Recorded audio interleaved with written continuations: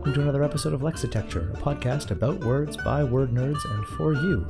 My name is Ryan, and in each episode, my friend Amy and I will be talking about our two favorite words of the week, looking at their origins and history, and generally chatting about how they got to where they are today.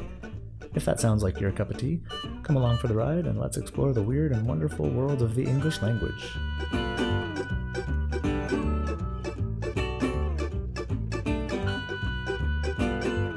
Today's episode, Silly Auspicious. So, my word for this week, session, episode, I don't know, I always get really stressed out when I say this week, as if people aren't supposed to know that we exist within time, the same as everybody else. That's right, yeah. Also Object permanence, 101. I haven't looked it up yet in the OED, so I will do that just now. Oh, I have just discovered a really fantastic word that maybe I'll go back to later. Nice. The word that I will be talking about is auspicious. Oh, fantastic. It is a word that I have always liked. It is not a word that I can currently find in the dictionary because that would be far too easy.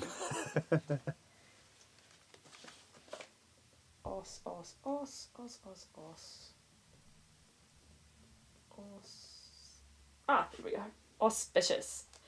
So, the OED defines auspicious, the adjective, as conducive to success, favourable, or giving or being a sign of future success.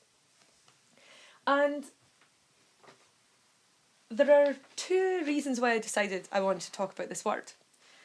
One is because I thought I would be clever and talk about a word that I already knew quite a lot about. Right. The second reason is that when I actually looked the word up properly, I discovered that I'm not as clever as I think I am, whoever is, and that, in fact, it doesn't mean what I think it means, that the immortal Princess Bride, I do not think that word means what you think it means. Right. And the actual meaning turned out to be quite interesting, in my humble opinion. So, I was aware that the word auspicious had to do with the auspices or auspex, which refers to a practice from ancient Rome. And I was assuming that this was the practice of looking at the organs of sacrificed animals or birds in order to derive a kind of a fortune telling from these things. Right. So the auspex, or the auspices, the plural of auspex, would take a look at the organs of these sacrificed animals and a little bit of liver here and a smattering of kidney there, and these guys had the power, they had the gift to determine, was the battle going to be won, or was this a favourable day to perform X, Y or Z religious rite, or whatever it was. Right. However, when I looked up the etymology of auspicious, I discovered that while augury, which is the name of this practice of fortune telling, is indeed part of the root of the etymology of the word auspicious, augury is not in fact looking at the organs of sacrificed animals.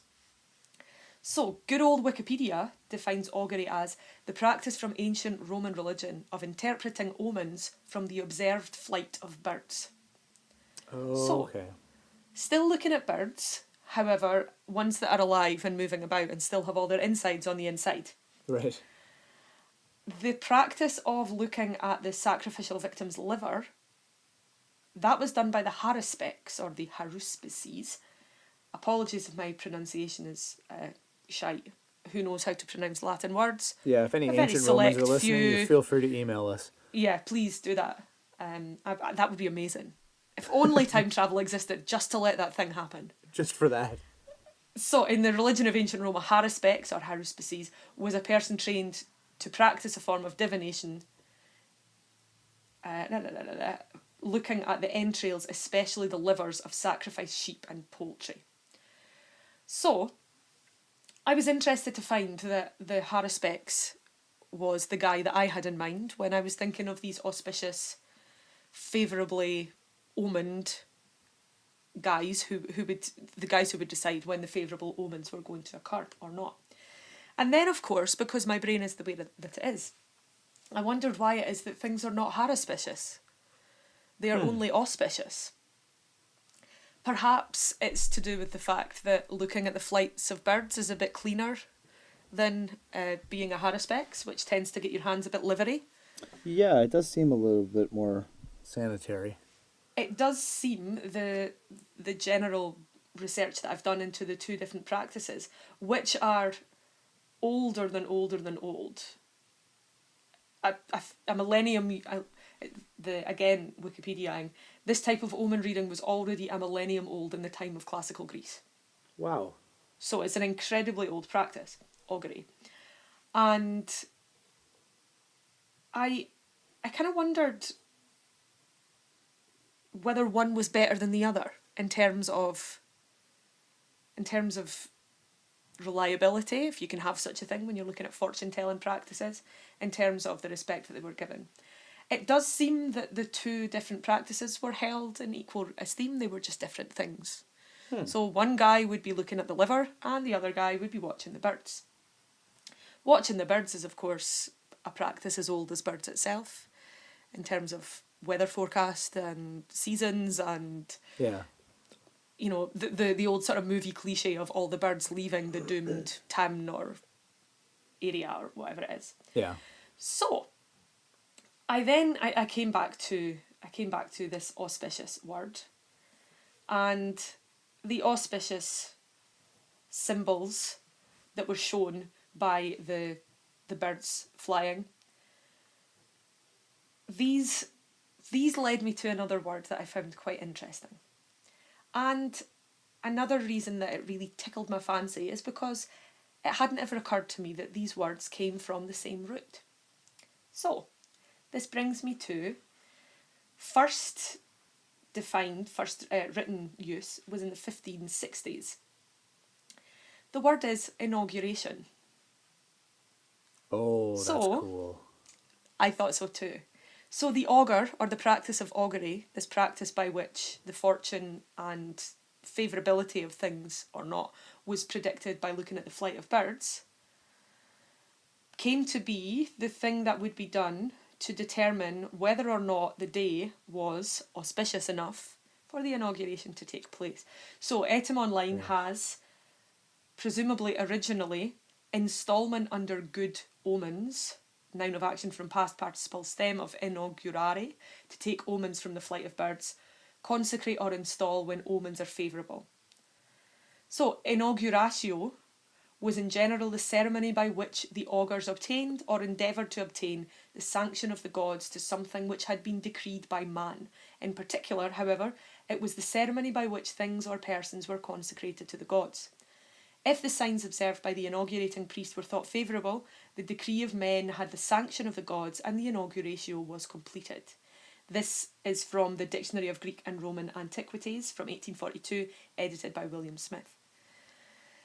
I very much enjoyed this because, well, partly because when I hear the word inauguration, although many, many things are inaugurated, it is a word that for me means the installation of a US president. Yeah, I think that's a lot of people's understanding of it now. And the notion that this huge pomp and circumstance, let's see if Beyonce can visit, kind of millions of people affected by it, attending, security, preparations, logistics, all that stuff.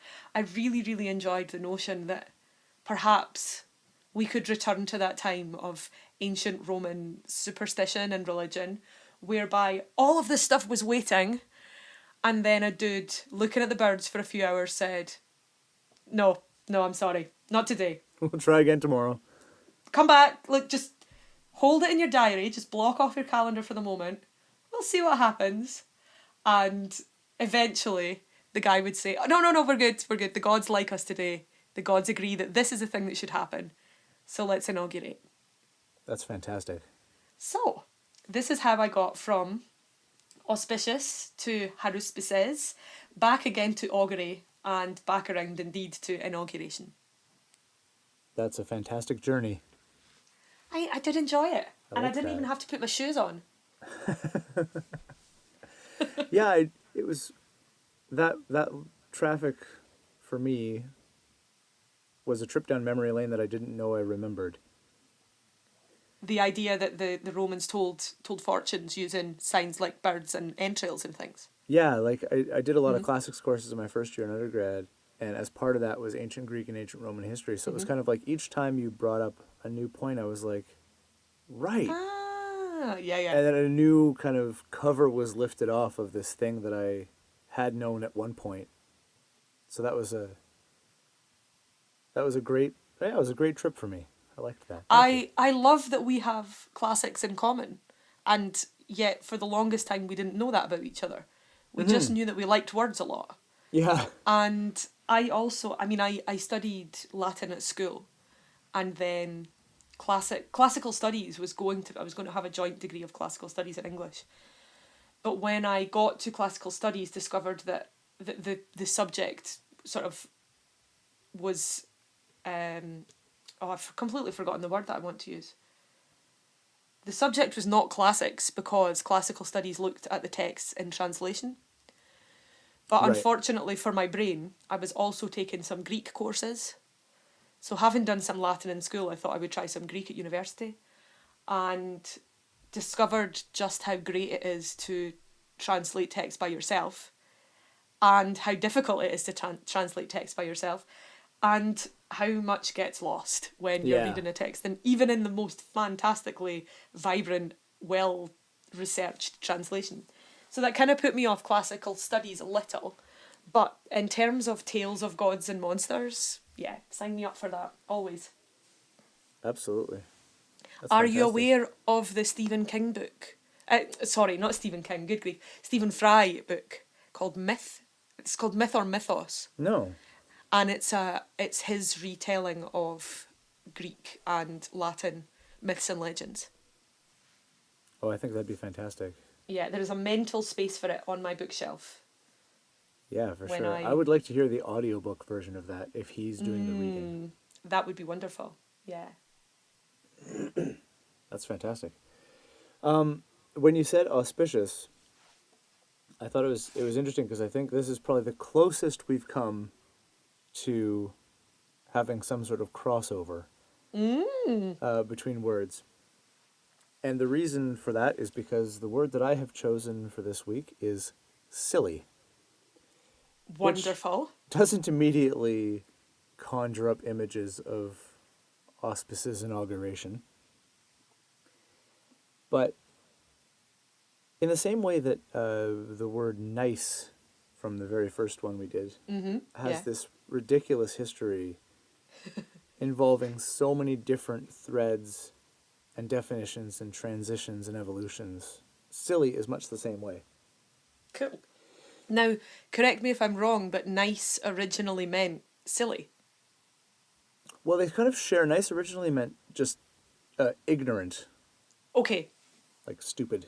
And silly, it comes from a transition.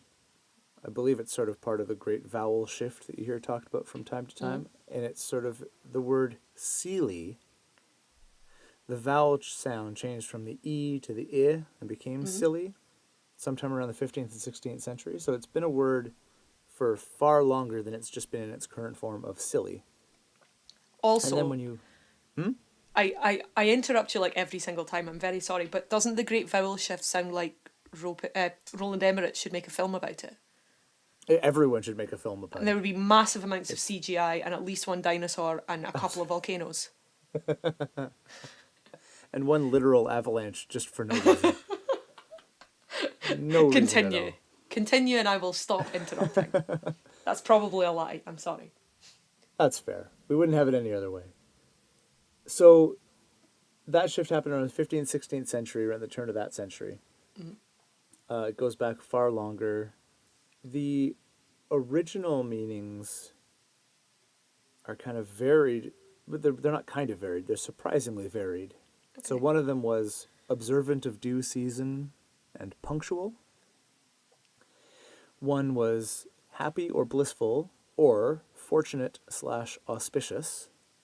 So to be seely was to be auspicious, which I feel like probably connects to that observant of due season and punctual, like Yeah, sure. if Does you're the right acting thing at the according right to time. yeah, if you're acting according to the augurs, you are being properly observant and punctual, and therefore you are going to be hopefully lucky and happy. And the other meaning seems to be related, which is sort of spiritually blessed or pious. And so there's a religious and sort of divine component to the original meaning of the word seely, which is the original spelling of the word silly. And then a little bit later on, it morphed from that into kind of, it follows some of the similar trends that nice followed. So around the 13th, 14th century, so not very long afterwards, it started to mean things like innocent and harmless, Okay. or worthy of pity and sympathy. And then slightly later, it started being more, what's the word I'm looking for? More derogatory. So it'd be more like insignificant or trifling or feeble or Isn't that those type of things. interesting? I wonder if that speaks about the attitudes that people had towards those who were particularly spiritual or religious. Yeah, I was wondering that as well. Like it had a meaning that had to do specifically with sheep at one point.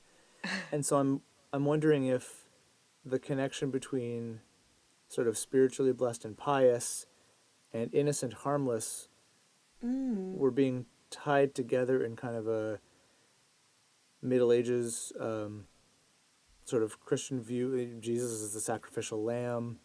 Okay, A yeah. sacrificial animal is, observant of due seasons and punctual and auspicious, all those involved, sort of Oh, sense yeah, of this is- sacrifice and spiritually blessed, and maybe that's why it became innocent, and then just a stupid sheep is kind of also deserving of sympathy and pity, and then maybe pitiable was at one point better than it was later.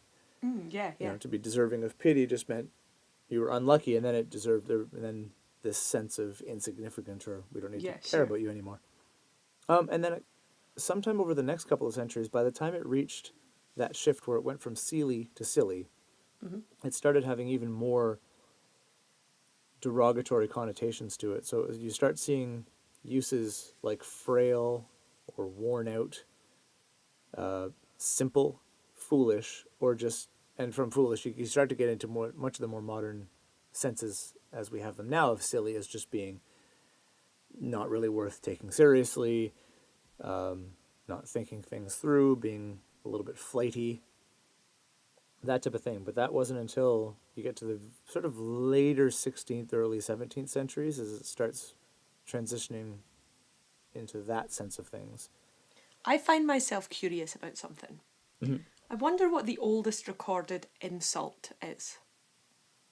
Oh, that would be interesting to find out. I'm just thinking about what you're saying, the way that this word has transitioned from not just a sort of a neutral word, a word that one would be very pleased to be described as punctual and observant of the right season and the right time. And, certainly in the Middle Ages, you would imagine that being pious and being spiritual and holy would be a desirable sort of state. And at what point did the word just become mean? Yeah. And when did meanness in language actually start? I suspect very early on, because let's face it, you don't have to be very old before you learn how to insult people. No, it's true. Yeah, no, that's interesting. And using sort of weaponizing words as a concept and when that would have happened. But it does seem like there's a lot of these transitions and a lot of the adjectives that I kind of find myself looking at. If there's a shift, it doesn't seem to often go the other way. It doesn't often go from originally derogatory and then becoming something virtuous or desirable. Now, there's probably examples out there that somebody can think of, but the ones that I've seen, they all tend to go the other way. It all tends to start as at least benign, Okay. if not genuinely positive. Like this one, like silly, to be silly was obviously quite a good thing at one point. But then it does this shift where it seems to kind of get weaponized against the people who at one point deserved sympathy and pity in kind of a, maybe not a good way, but At least in a way that was kind.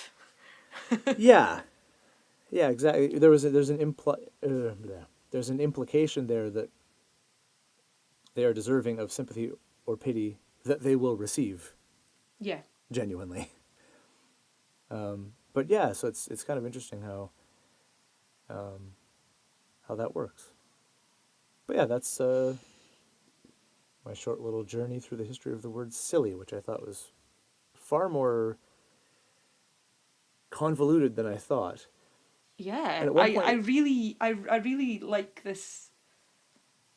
I really like this idea that at one point the word was a happy, smiley, cartoon facey sort of thing, and then it became a little nasty face with jagged eyebrows. yeah, And interestingly, I often describe myself as silly, and I see silliness as a desirable quality. It has that kind of connotation of being childish and carefree and innocent, I suppose. That sense of not taking things too seriously and remembering that quite a lot of the things that we do take seriously aren't all that important. And I often say that I like to do silly things to remind myself that I am just a silly human being. yeah. Quite insignificant in the grand scheme of things. So I may as well laugh and have some fun. Mm-hmm. But at the same time, being called silly by someone else isn't generally something you want to happen. No, it's true. There's when we were teaching in Korea, there was that word pabo. Yeah. I'm not even going to bother pronouncing it a couple times because I know I'm not going to get any better than that. Can we just assume for our Korean listeners that we are not pronouncing this word in any way correctly? We absolutely can assume that. But when I kind of learned that word, I learned it in the context that it could mean crazy or silly or goofy but over the time that we were there, it became clear that different people had very different ideas of what it meant. Yeah, absolutely. And some people would kind of laugh it off because you're friends and you'd, Papa, and it's like, you're just being goofy. And other people would be, no, you don't call people that. Because it means, and now there was a word for actual crazy, like psychologically ill crazy. Yeah. Which I think was michin.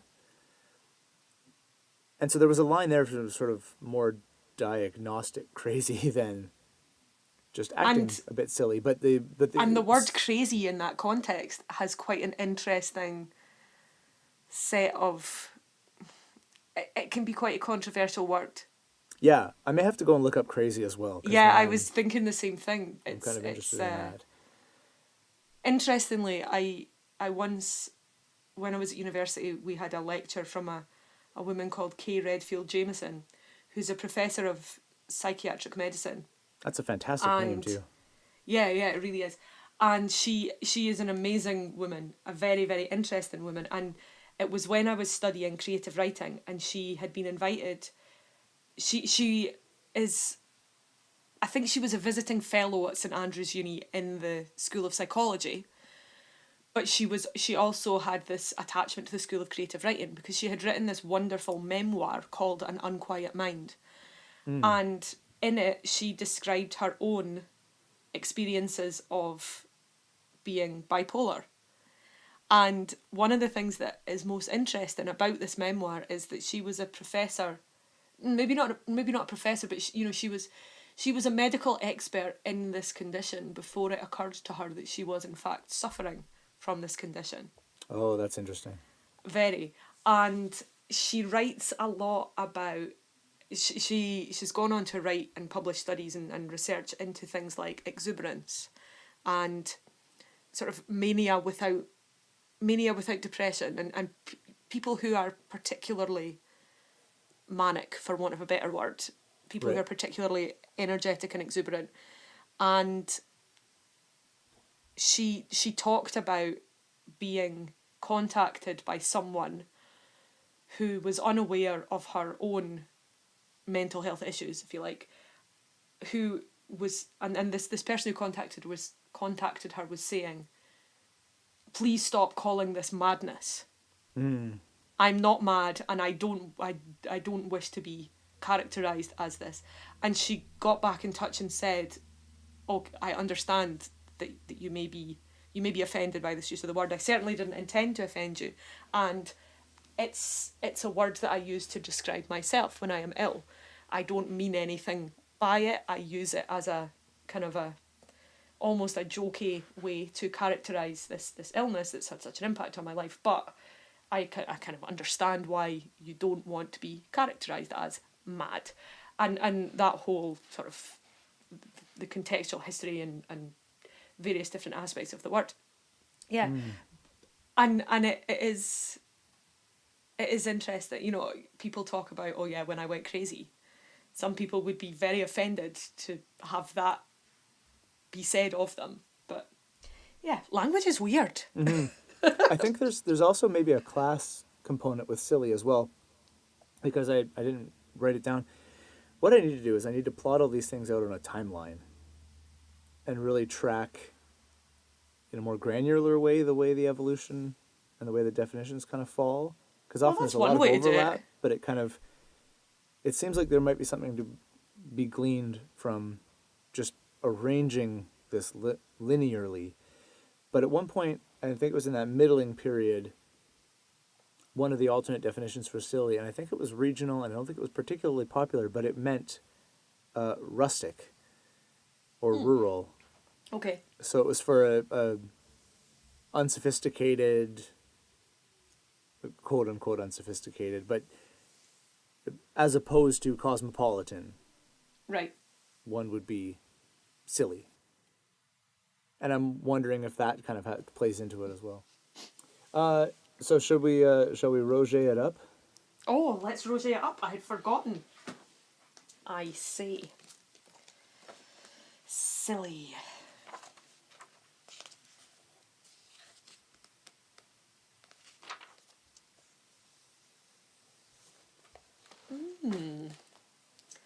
So, Rosie has 6 different synonyms. I really am struggling with the words today in the alphabetical index. So, we have silly, credulous, absurd, foolish, fool, gullible, or ridiculous. None of which have any of those connotations of innocence or piety or pity that you that you talked about. Yeah, interesting indeed. I like gullible too, because gullible is almost innocent, but it's most definitely negative innocence. Yeah. It's as like naive. Opposed to, yeah, something that people would laugh at you for and should laugh at you for, if you like. Yeah. Language is mean. Okay, auspicious.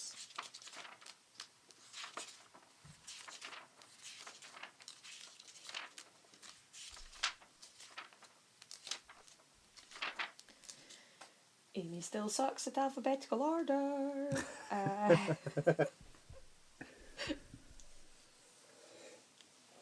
Auspicious. Circumstantial. Opportune. Oh, good word. Presageful. Whoa. That could be pronounced about a million ways that are not the way that I've just said it. Presageful. Let's not get into that. No. Advisable. Palmy, as in Palmy. And promising. Palmy, I'd like to look into that a little bit further because I've never seen that word before. Yeah, I don't know. I'm thinking palmy as in palm reading sort of affair. Maybe. Oh, but in fact, it is right beside... Oh my god, I've lost it again. 7:30.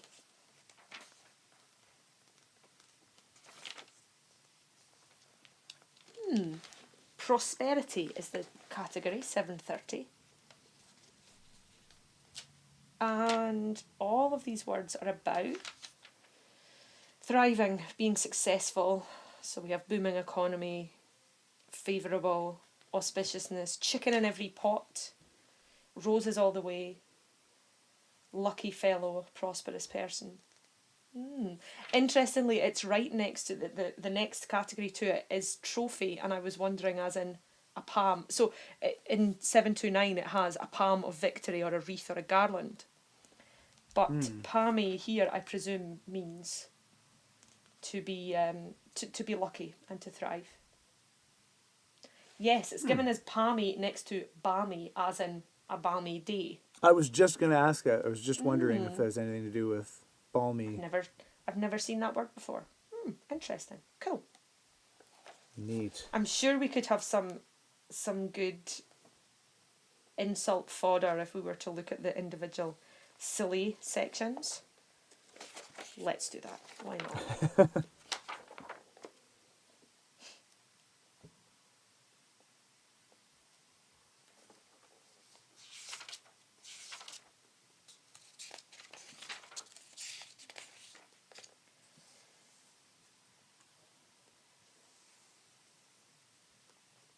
Okay, credulous.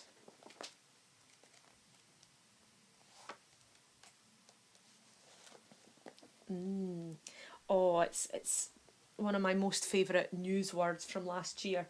Dotage. I was very, very pleased when Kim Jong-un called Donald Trump a dotard. It's not a word that's used often enough as far as I'm concerned. No, not nearly often. Credulity, simplicity, gullibility, naivety, dotage, will to believe.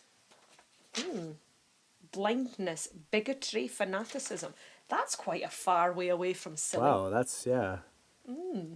Superstitious.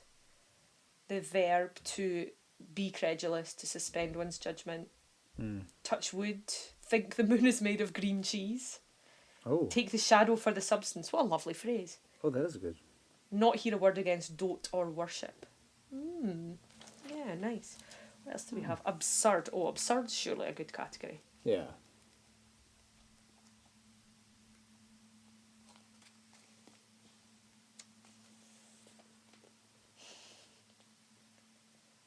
Folly. There's a word that just isn't used enough outside of, I don't know, upper class English novels about cads and bounders. That has folly in it, definitely. Foolery, absurdity, antics, capers, whimsy, comicality, buffoonery, burlesque, farce, mummery. Oh, interesting. Irishism, I suppose, in the sort of racial stereotype that the Irish are silly. I hadn't thought of that. Twaddle, excellent word. Yes. Interesting too that the last two words given in the absurdity category are rhapsodise and romance. I see. Nothing but absurdity. Nothing. Nonsense, Cool. all of this. Yeah, your writing could go very, very wrong using an automatic thesaurus if all you wanted to do was call someone silly, and instead they ended up rhapsodising. Yeah, that's too far. Ryan has spoken. Roger, too far. Yeah, Roger, Rein it come in, on. man. Rein it in. Jeez. Just pump the brakes there, Roger.